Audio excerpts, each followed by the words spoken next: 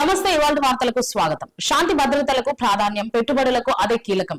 రాజకీయ ముసుగులో నేరాలను ఉపేక్షించకండి. వివేక హత్య, సింగయ్య మృతి కేసులో స్టడీలుగా చూడండి. ఇన్వెస్టిగేషన్ లో టెక్నాలజీతో best result, react, rich, respond, result విధానం పాటించండి. ప్రజలతో ఫ్రెండ్లీగా, అసాంఘిక శక్తులు భయపడేలా పని చేయండి. జిల్లా ఎస్పీలతో సమావేశం, సీఎం చంద్రబాబు నాయుడు దిశానిర్దేశం.